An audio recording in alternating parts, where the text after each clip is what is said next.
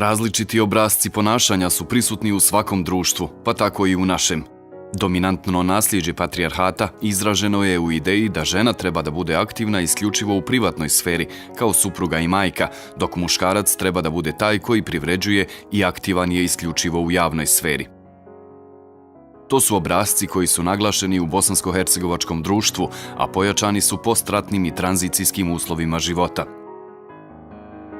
Međutim, društvo samo po sebi mijenja tradicionalne modele ponašanja, obrazovanje i medijske poruke, što svakodnevno utiče na stavove i odnose među polovima.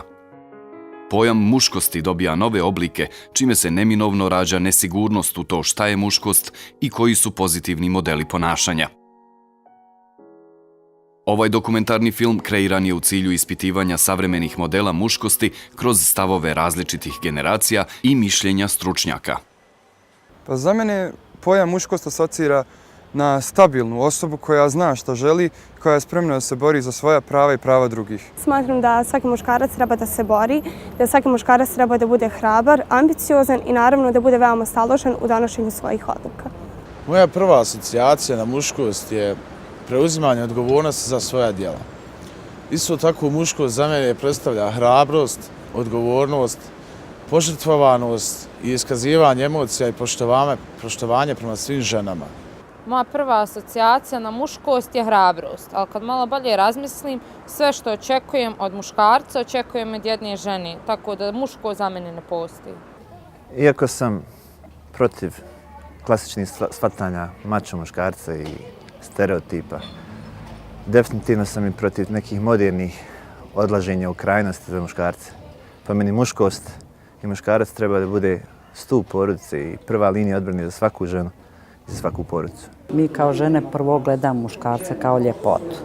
U samom početku, hajde recimo djevojka, kasnije kao žena u muškarcu gledamo neku prvo zaštitu, ljubav da nam iskaže razumijevanje. Za mene muškarac znači osoba sa jakim karakterom, snažnim karakterom. Osoba sa kojom mogu o svemu razgovarati, osoba u koju se mogu pouzdati. Jer život nije samo nešto lijepo, život je satkan i od lijepih i od ružnih stvari. Muškarac treba da se debelo zamisli koliko toga svega mora da odradi da bi opravdao svoje postojanje pored ženskog bića. Ideja o tome šta znači biti muškarac započinje od najranijeg djetinjstva, kada dječaci dobivaju snažne i jasne poruke o tome što muškarci i žene smiju ili ne smiju učiniti. Maskulinitet je identitet koji kreira društvo, odnosno on predstavlja društvena očekivanja o tome kako biti dječak, mladić ili muškarac. Hegemonijski maskulinitet je najčešći obrazac muškosti koji zahtijeva od muškaraca da budu fizički jaki i heteroseksualno uspješni, da preuzimaju rizike, donose odluke, finansijski brinu o porodici, te da budu čvrsti i neranjivi i ne pokazuju emocije. Ove karakteristike se još nazivaju i rodnim normama, odnosno društveno prihvaćenim idejama o tome šta znači biti muškarac u društvu. Muškost je biti odgovoran, biti svestran, biti ljubazan, biti pažljiv, biti nježan i biti sposoban. Generalno bi se moglo reći da je muškost jedan stereotipni kulturološki konstrukt koji ide uz osobu muškog spola, a koji podrazumijeva snagu, energiju, fizičku i intelektualnu superiornost, pravo na premoć i tako dalje. Pozitivni modeli ponašanja su svi oni modeli koji nisu diskriminirajući prema suprotnom polu, koji nisu agresivni, u kojima se jasno izražavaju emocije i u kojima se mogu na neki način kontrolisati te iste emocije. Tamo gdje imamo rigidnu rodnu ideologiju koja pravi čvrste granice između toga šta znači biti muško i šta znači biti žensko, uglavnom imamo negativne modele poput potenciranja neke agresivnosti koja vodi ka nasilju, potenciranja potčinjenosti žene i tako dalje. Tako da u suštini generalno pozitivni modeli se najčešće nalaze tamo gde postoje nastojanje da se ove dve uloge što više približe. Istraživanje pojavnost rodno zasnovanog nasilja u adolescentskim vezama je sprovelo udruženje Vesta 2009. godine u 32 škole, uključuje 1032 učenika i učenica iz Tuzlanskog kantona. Kada žena kaže ne, u stvari ona misli da. 46% mladića se slaže sa ovom izjavom. 69% mladih je izjavilo da je bilo u nasilnoj vezi u kojoj je druga osoba bila izuzetno ljubomorna. 50% mladih smatra da je ljubomora izraz ljubavi i posvećenosti u vezi.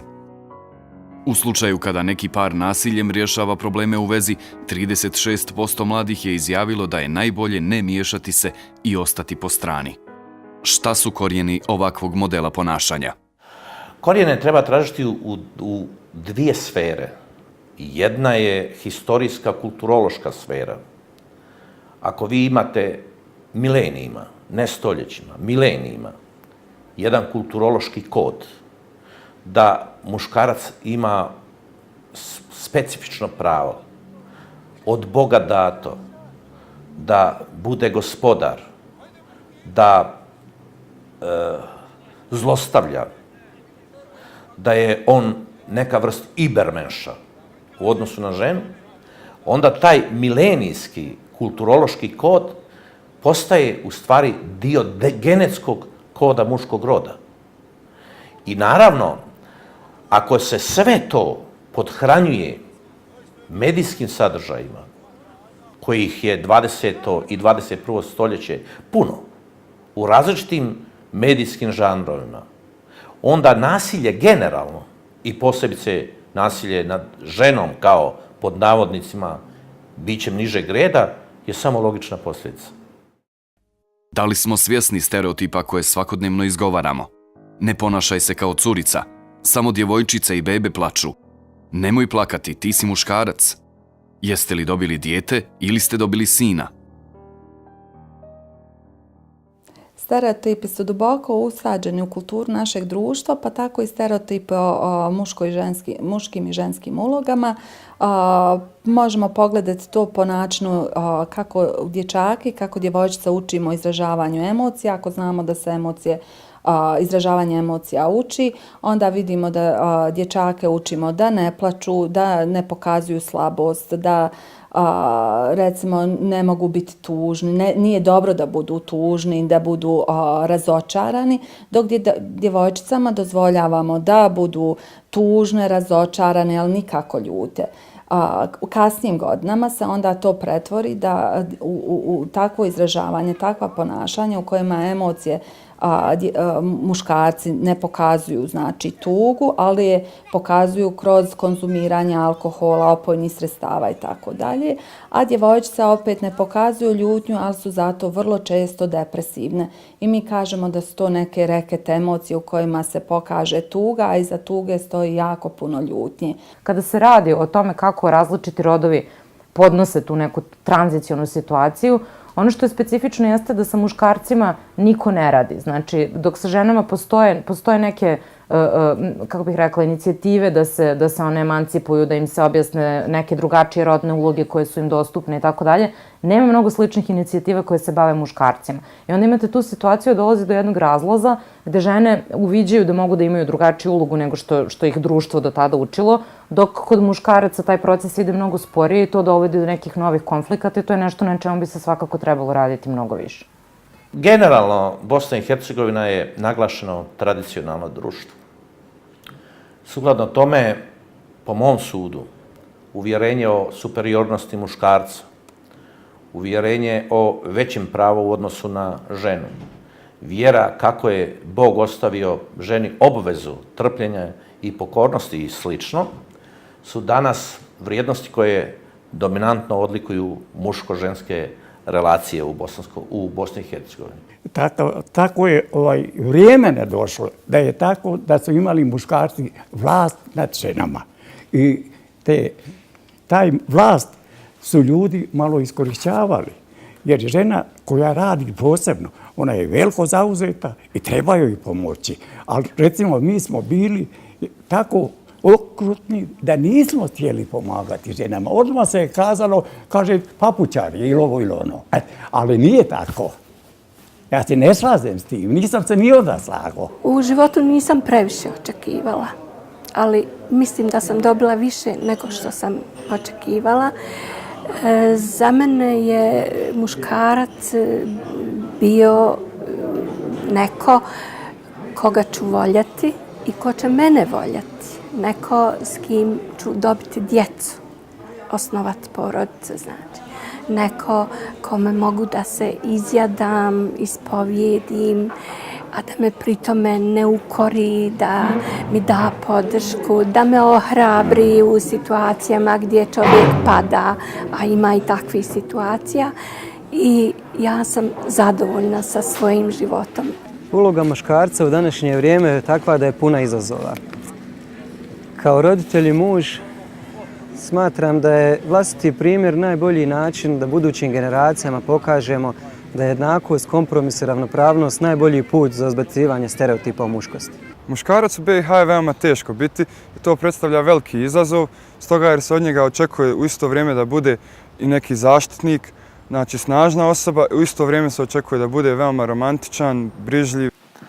Muškarci su danas zbunjeni, dakle društvo ih uči da su žene nježnije, da ne mogu da obavljaju iste zadatke kao muškarci, da ne mogu da rade iste fizičke poslove kao muškarci, pa i sve druge poslove koji su onako ulaze u kategoriju muških poslova.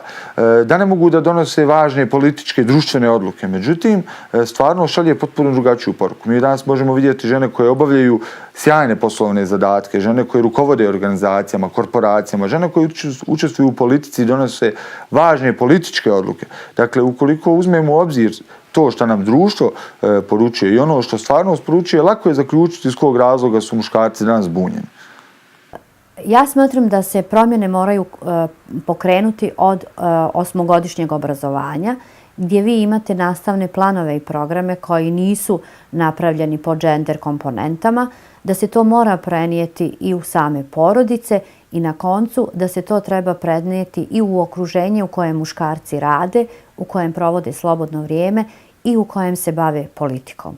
Patrijarhat, seksizam, nasilje su negativni društveni fenomeni koje učimo tokom života i često prihvatamo tokom života.